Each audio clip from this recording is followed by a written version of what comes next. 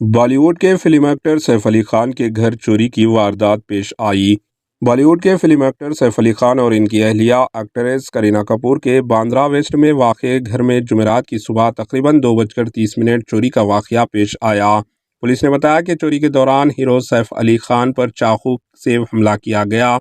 سیف علی خان کو لیلاوتی ہسپتال میں داخل کروایا گیا، جہاں ان کا علاج جاری ہے۔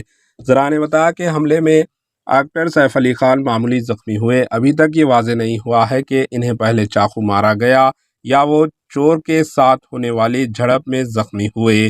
ممبئی پولیس اور کرائم برانچ دونوں اس معاملے کی تحقیقات میں مصروف ہے۔